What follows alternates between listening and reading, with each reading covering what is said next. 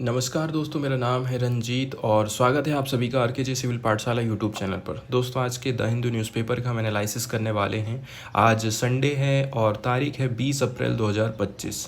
आज के दिन हम लोग एडिटोरियल को डिस्कस नहीं करते हैं क्योंकि द हिंदू में आज के दिन एडिटोरियल नहीं रहता है। आज के दिन हमारा सबसे ज़्यादा जो फोकस रहता है वो साइंस वाली न्यूज़ के ऊपर रहता है, क्योंकि साइंस का पूरा एक पेज आता है संडे के दिन द हिंदू न्यूज़पेपर में। इस आर्टिकल में पार्किंसन डिसीज के इलाज के लिए 2 इंडिपेंडेंट क्लिनिकल ट्रायल के जरिए स्टेम सेल थेरेपी की सेफ्टी और इफेक्टिवनेस को जांचा गया है। इस आर्टिकल को हम विस्तार से समझते हैं। तो क्लिनिकल ट्रायल्स किस प्रकार से हुए हैं, स्टेम सेल थेरेपीज किस प्रकार से अपनाई गई है। 2 क्लिनिकल ट्रायल्स ने ये क्लियर कर दिया है कि stem cell therapies Parkinson disease के लिए बहुत बेटर है और सेफ़ है। ये दोनों ट्रायल्स नेचर नाम की एक पत्रिका मतलब वैज्ञानिक जर्नल में इसको पब्लिश किया गया है। इसमें 2 अलग अलग तरह के स्टेम सेल्स का यूज़ किया गया है। कौन कौन से हैं? Human induced pluripotent stem cell, क्या क्या नाम यहाँ पर बताया जा रहा है इसका देखते हैं, यदि हमको इमेज मिल सकता है तो। ये सेकेंड नंबर की जो सेल्स यूज़ करी गई थी वो थी human embryonic stem cell. 2 cells का इस्तेमाल किया गया है इसमें। वहीं यदि हम बात कर लें पार्किंसंस डिसीज़ के बैकग्राउंड के बारे में, तो देखिए पार्किंसंस का जो रोग होता है, पार्किंसन डिसीज होता है, इसके अंतर्गत हमको मेमोरी लॉस देखने को मिलता है। पार्किंसन डिसीज़ एक न्यूरो डीजेनरेटिव डिसीज़ होता है, मतलब ये ब्रेन के न्यूरॉन्स को धीरे धीरे ख़त्म करते जाता है, तंत्रिका कोशिका को। ये उन डोपामिनर्जिक न्यूरॉन्स को प्रभावित करता है जो कि डोपामिन नामक न्यूरोट्रांसमीटर बना रहे हैं। डोपामिन की कमी से मरीज में मोटर सिम्पटम मतलब चलने फिरने में दिक्कत होने लग जाना, शरीर का कांपना, इस प्रकार से लक्षण दिखाई देता है। स्टेम सेल थेरेपी का लक्ष्य है कि इन डोपामिन प्रोड्यूसिंग न्यूरॉन्स को ट्रांसप्लांट करके फिर से बनाना, ताकि बीमारी के लक्षण कम रहें और साइड इफ़ेक्ट भी कम रहेगा। वहीं यदि हम बात कर लें क्योटो यूनिवर्सिटीज़ की तरफ से कुछ जो रिसर्च करी गई है, 7 पेशेंट को ट्रांसप्लांटेशन प्रोवाइड किया गया था डोपामिनर्जिक प्रोजेनरेटर्स का human induce pluripotent stem cell के माध्यम से। फर्स्ट फेज की बात करें या फिर second trial Kyoto university Japan की तरफ से हुआ था। इसमें बोला जाता है कि 7 मरीजों को डोपामाइनर्जिक प्रोजेनिटर सेल्स से बनी मज्जे किससे बनती है? आईपीसीएस सेल से बनती है। ब्रेन के दोनों हिस्सों में ट्रांसप्लांट कर दी जाती है। इससे क्या होता है? कोई भी सीरियस एडवर्स इफेक्ट नहीं हुआ, मतलब कोई बड़ा साइड इफेक्ट नहीं हुआ बॉडी में। ये सेल्स ने सफलतापूर्वक डोपामाइन बनाना भी चालू कर दिया, ना ही कि कोई ट्यूमर बना और ना ही ओवरग्रोथ हुआ। मोटर सिम्पटम में भी हमको सुधार देखने को मिला था। जिन 6 मरीजों ने ट्रायल को आगे बढ़ाया था, 4 मरीजों में बिना दवाई के सुधार दिख गया था। 5 में जब दवाई दी गई ना तब सुधार दिखा था। लेकिन सुधार सभी पेशेंट में एक जैसा नहीं था, कुछ क्लिनिकल मेजर्स में हमको फर्क दिखाई दिया था। इसके बाद सेकेंड नंबर का ट्रायल्स हुआ था। सेकेंड नंबर के ट्रायल्स में बोला जाता है कि अमेरिका के memorial salon catering cancer centre में हुआ था। इसमें 12 मरीजों को बैमडेन पोर्सल नामक डोपामिनर्जिक न्यूरॉन प्रोजेनरेटर सेल्स, जो कि ह्यूमन एम्ब्रियोनिक स्टेम सेल से बनी थी, इसको दिमाग के पुटामेन सेक्टर में सर्जिकली ट्रांसप्लांट किया गया।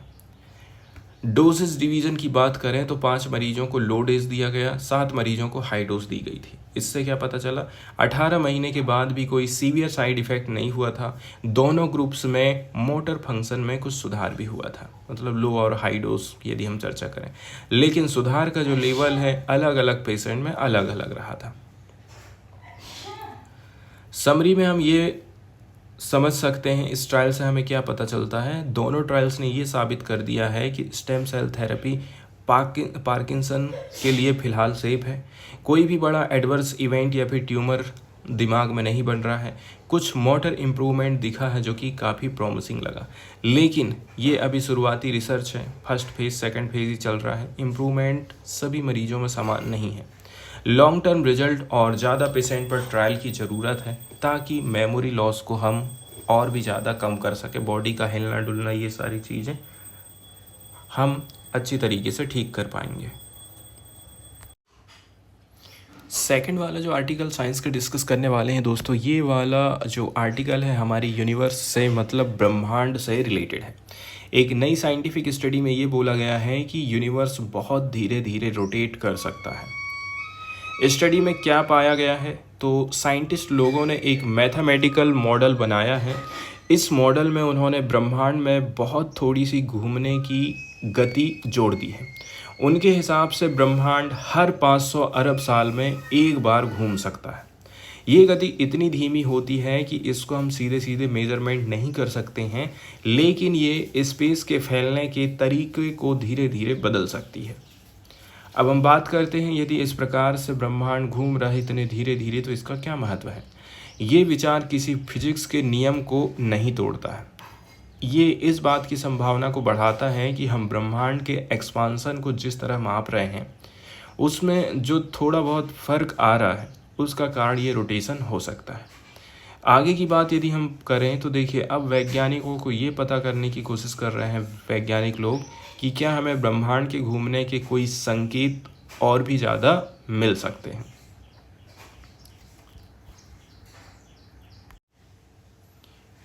अगली वाली साइंस की जो न्यूज़ यहाँ पर हम डिस्कस करने वाले हैं दोस्तों, ये वाली न्यूज़ पार्टिकुलरली वैज्ञानिक लोगों ने 6 ऐप की जो प्रजातियाँ हैं इनका पूरा जीनोम सीक्वेंसिंग किया है, उसके ऊपर रिसर्च किया है, इसके ऊपर बेस्ड है।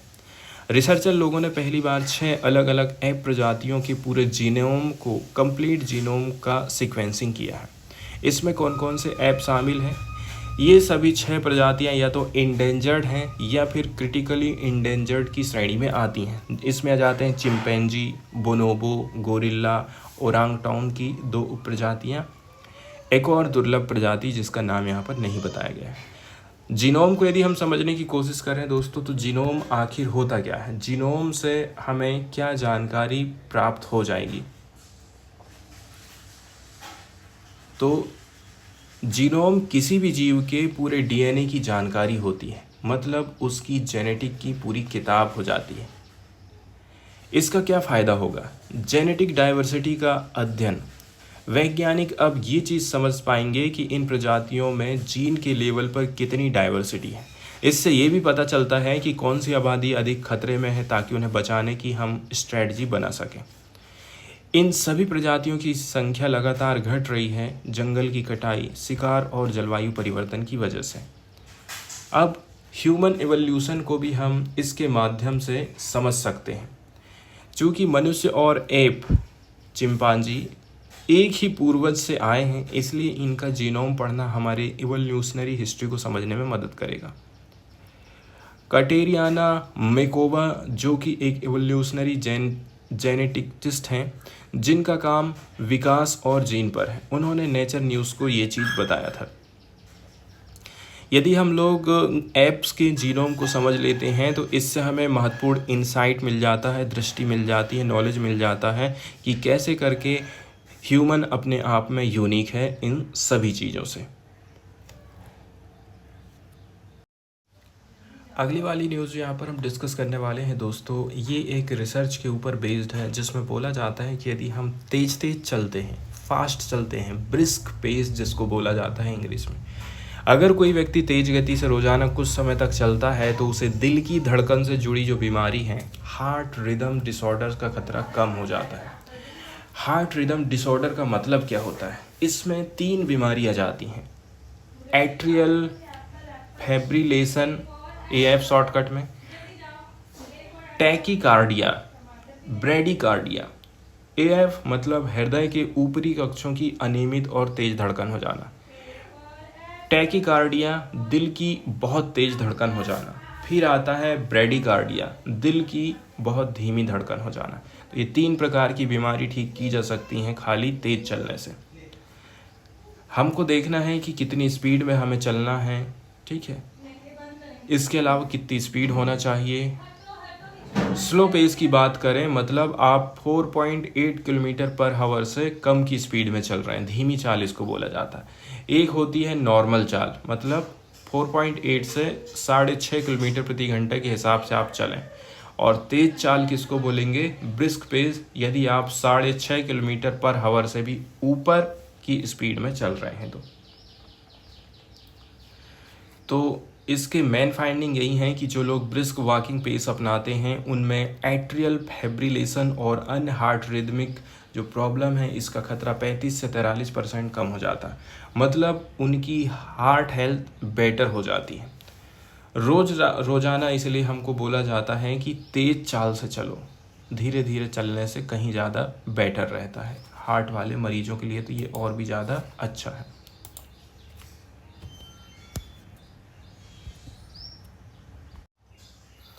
अगली वाली जो साइंस की न्यूज़ डिस्कस करने वाले हैं दोस्तों, ये H5N1 वायरस से रिलेटेड है। H5N1 जिसको हम बर्ड फ्लू भी बोलते हैं, ये जानलेवा वायरस होता है, डेंजरस वायरस होता है। H5N1 highly pathogenic avian influenza एक गंभीर बर्ड फ्लू वायरस होता है जो कि बर्ड्स और इंसानों, बर्ड्स एंड ह्यूमंस दोनों के लिए डेंजरस होता है। ये मृत्यु दर अधिक होने के कारण चिंता का विषय बना हुआ है। H5N1 के लक्षणों की यदि हम चर्चा करें तो हाई फीवर, कफ, सोर थ्रोट मतलब गले में दर्द होना, ब्रीथिंग में डिफ़िकल्टी आना, मसल्स में पेन होना। ट्रांसमिशन कैसे होता है, ये इन्फेक्टेड बर्ड के संपर्क में आने से होता है, कच्चे अंडे या फिर मीट खाने से होता है, हवा के जरिए भी फैल सकता है लेकिन एयरबॉर्न ड्रॉपलेट्स की संभावना कम होती है। प्रिवेंशन की टिप्स की यदि हम बात करें, हाइजीन का ध्यान रखना है, वेल कुक्ड चिकन या फिर अंडे खाना है, मास्क पहनना है अगर बर्ड फ्लू का आउटब्रेक हो गया है तो। इसके अलावा यदि हम इस आर्टिकल की बात करें इसकी, जो कि बर्ड फ्लू से रिलेटेड एक घटना घटित हुई थी हमारे देश में, उससे हमने क्या क्या चीज़ सीखे हैं, इसके ऊपर ये आर्टिकल चर्चा करता है। H5N1 बर्ड फ्लू के ट्रीटमेंट की यदि हम बात करें तो ये एक सीरियस वायरल इन्फेक्शन होता है जिसका डायरेक्ट कोई क्योर नहीं है, मतलब कोई सीधा इलाज नहीं है, लेकिन मेडिसिन एंड केयर के माध्यम से इसके लक्षण को हम कंट्रोल करते हैं, जैसे कि ओसेल्टामिविर, जानामिविर, पेरामिविर। गंभीर मामला है तो पेरामिविर है, जानामिविर और रेनाल्जा कब है अगर टेमी फ्लू कम ना करे। ओसेल्टामिविर की बात करें, मुख्य दवा है जो कि लक्षण शुरू होने के 48 घंटे के अंदर में दे देनी चाहिए। कुछ सहायक केयर भी चालू कर देते हैं, जैसे कि बुखार और दर्द के लिए पैरासीटामॉल देते हैं, हाइड्रेशन के लिए ज़्यादा पानी पिलाते हैं, ORS या फिर नारियल पानी। ऑक्सीजन थेरेपी की बात करें, अगर सांस लेने में दिक्कत हो, वेंटिलेटर यदि रेस्पिरेटरी केसेस है तो। अब सीधे आर्टिकल की तरफ चलते हैं और देख लेते हैं इसको। इस लेख में बहुत ही गंभीर और महत्वपूर्ण सार्वजनिक स्वास्थ्य मुद्दों पर चर्चा करी गई है, खास करके H5N1 वायरस के बारे में, जिसको हम आमतौर पर बर्ड फ्लू बोलते हैं। इसके क्लाइडेस और भारत की सरकारी संस्थाओं की जानकारी यहाँ पर साझा करने का प्रयास किया जाता है। Case of 2-year-old girl from Andhra Pradesh. एक 2 साल की बच्ची जो कि आंध्र प्रदेश के पलनाडु जिले की थी, उसकी 16 मार्च 2025 को H5N1 वायरस से डेथ हो गई। उसको एम्स मंगलागिरी में 4 मार्च को भर्ती किया गया। 7 मार्च को ICMR की VRDL लैब ने इसे इन्फ्लुएंजा ए घोषित किया था। इसके बाद सैंपल को NIV पुणे भेजा गया, जहां उसको बोला गया कि नहीं, ये H5N1 सब टाइप के रूप में है। लेकिन 3 हफ्ते बाद भी ये नहीं बताया गया कि ये कौन से क्लैड से है। क्लैड मतलब वायरस का एक सब टाइप, उप प्रकार, जो उसके जेनेटिक बेस पर तय होता है। क्लैड का पता लगाना आसान होता है क्योंकि जीनोम सीक्वेंसिंग के बाद उसका फाइलोजेनेटिक एनालिसिस तुरंत कर सकते हैं। अब NIV पुणे की समस्या की यहाँ पर चर्चा करी जाती है। National Institute of Virology Pune बार बार जरूरी जानकारी जैसे जीनोम सीक्वेंस को पब्लिक डाटाबेस में तुरंत अपलोड नहीं करता है। एग्जाम्पल के तौर पर 2021 में 11 साल का बच्चा जो कि गुरुग्राम में H5N1 से डेथ हो गई थी ना, उसका जीनोम NIV ने अक्टूबर 2021 में सबमिट किया था, लेकिन पब्लिकली कब जारी किया? जून 2022 में, जब एक रिसर्च पेपर पब्लिश हुआ था। मतलब वे रिसर्च पेपर छपने तक डेटा छुपा करके रखते हैं। इंटरनेशनल कंपैरिजन की बात करें, मतलब हम ऑस्ट्रेलिया के मामले की बात कर रहे हैं। 2.5 साल की लड़की जो कि कोलकाता से मेलबर्न गई थी, अब वहाँ बीमार हो गई, उसे भी H5N1 क्लैड 2.3.2.1A मिला था, लेकिन वहाँ के विक्टोरियन डिपार्टमेंट ऑफ हेल्थ ने 4 दिन में WHO की पूरी जानकारी दे दी। उसी दिन GISAID पर जीनोम डेटा पब्लिश कर दिया गया और पेपर कई महीने के बाद छपा। यानी अंतर्राष्ट्रीय लेवल पर ट्रांसपेरेंसी ज़्यादा हो जाती है। कैट्स में H5N1 एक नई चिंता का विषय हमको देखने को मिल रहा है। मुर्गा मुर्गी में तो था ही, लेकिन अब बिल्ली में भी हो रहा है। NISHAD भोपाल ने जनवरी 2025 में 3 डोमेस्टिक कैट्स में H5N1 क्लैड 2.3.2.1A वायरस का पता लगाया था।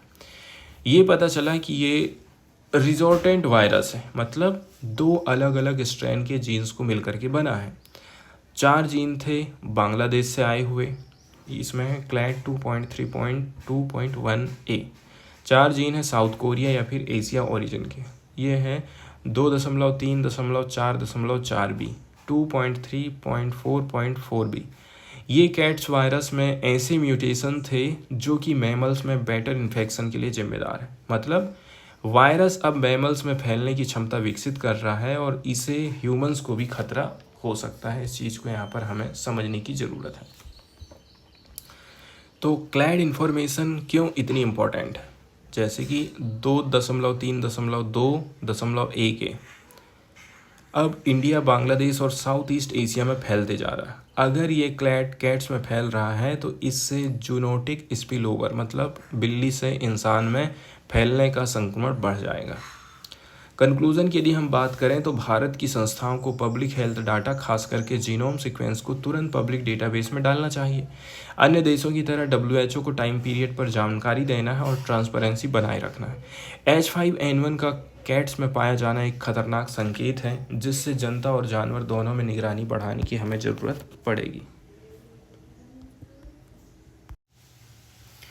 इसके बाद अगली जो साइंस की न्यूज़ यहाँ पर हम डिस्कस करने वाले हैं दोस्तों, ये कोएंजाइम COQ, खास करके COQ9 और COQ10 और उनके महत्व, सोर्स एंड जेनेटिक इंजीनियरिंग से उनके उत्पादन के प्रयासों को विस्तार में बताता है। इसे हम तोड़ तोड़ करके समझने की कोशिश करेंगे। जैसे कि सबसे पहले तो कोएंजाइम्स और उनका काम क्या है। एंजाइम एक प्रकार के प्रोटीन होते हैं जो कि सेल्स में रासायनिक प्रक्रिया, केमिकल रिएक्शन को तेज करते हैं। इसे बोलते हैं कैटालाइसिस। लेकिन कुछ एंजाइम को कार्य करने के लिए कोफैक्टर चाहिए। ये कोफैक्टर अगर ऑर्गेनिक हों तो उन्हें कोएंजाइम बोलेंगे। कोएंजाइम्स मतलब naturally occurring organic molecules that support enzyme activity, उत्प्रेरक बोल सकते हैं। कोएंजाइम क्यू की बात करें, जिसको बोला जाता है यूबिक्विनोन, ये एक विशेष प्रकार का कोएंजाइम होता है जिसमें कई सारे आइसोप्रेन यूनिट हैं। ये एंटीऑक्सीडेंट होते हैं और कोशिका को ऑक्सीडेटिव स्ट्रेस से बचाते हैं। लिपिड सॉल्युबल मतलब वसा में घुलनशील रहते हैं और हर कोशिका की झिल्ली में पाए जाते हैं। COQ की 10 टाइप्स हैं, COQ1 से लेकर के COQ10 तक। सभी जो COQ प्रकार हैं रेस्पिरेटरी चेन में महत्वपूर्ण भूमिका निभाते हैं, जो कि माइटोकॉन्ड्रिया मतलब ऊर्जा निर्माण का केंद्र होता है। अब COQ9 और उसके सोर्स की बात करें तो अधिकतर जो सेरियल क्रॉप्स हैं जैसे कि चावल, गेहूं, मक्का, इसमें COQ9 पाया जाता है, जिसमें 9 आइसोप्रीन यूनिट हैं। इसके सोर्स क्या है? गेहूं, चावल, मक्का, बैरेली मतलब जौ, मिलेट, राई और ओट्स। इसके अलावा भी कुछ पौधे हैं जैसे कि बैम्बो, सिनामोन, एवोकाडो एंड पीपर मतलब बांस, दालचीनी, एवोकाडो और काली मिर्च। अब नेक्स्ट नंबर का जो उत्प्रेरक है वो है COQ10। मनुष्य में COQ10 भी एक प्रमुख घटक माना जाता है माइटोकॉन्ड्रियल इलेक्ट्रॉन ट्रांसपोर्ट चेन का। जो कि शरीर की ऊर्जा का मुख्य सोर्स है। हार्ट जैसे अंगों में COQ10 की मात्रा अधिक होती है क्योंकि उन्हें ज़्यादा एनर्जी चाहिए। यद्यपि COQ9 भोजन में प्रचुर है, लेकिन ageing, neurological disorder, genetic deficiency के कारण हमें एक्स्ट्रा COQ10 की ज़रूरत पड़ती है। अब ये ज़रूरी क्यों है? 2008 में मोंटिनी इटली ने दिखाया था कि COQ10 सप्लीमेंट से न्यूरोलॉजिकल मरीजों को फ़ायदा पहुंचता है। 2012 में शमीमा अहमद लंदन ने बताया कि COQ10 एफिशिएंसी वाले बच्चों को यूबिक्विनोन एनालॉग से मदद मिल जाती है। इसके उत्पादन की बात करें, मतलब COQ10 की जीन इंजीनियरिंग के जरिए कैसे होगा। COQ10 अनाज में स्वाभाविक रूप से नहीं बनता है, लेकिन इसे जेनेटिक मॉडिफिकेशन से हम बना सकते हैं।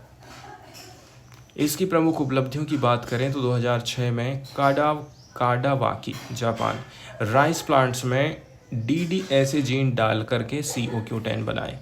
2010 में सेम टीम ने ही अधिक चीनी वाले चावल में जीन डाला और COQ10 यील्ड 1.3 से 1.6 गुना इसकी उत्पादकता को बढ़ा दिया था।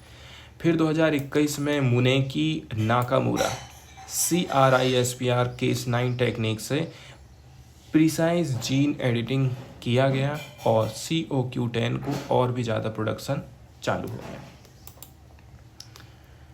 फिर हम बात कर लेते हैं 2025 की नेचर जनरल की रिपोर्ट आई थी, gene editing plants make jump from farm to factory.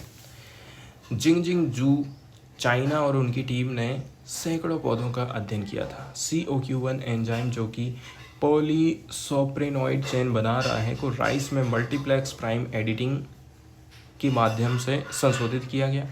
इसके बाद बायो फोर्टिफाइड राइस वेराइटीज़ बनाई जिसमें 75% तक COQ10 पाया गया था। मतलब अब पौधों को इस तरह से जेनेटिकली एडिट किया जा रहा है कि वे COQ10 जैसे सप्लीमेंट का ज़्यादा उत्पादन करें, इनको हम खाएं और बहुत सारी बीमारी से हम बच सकें।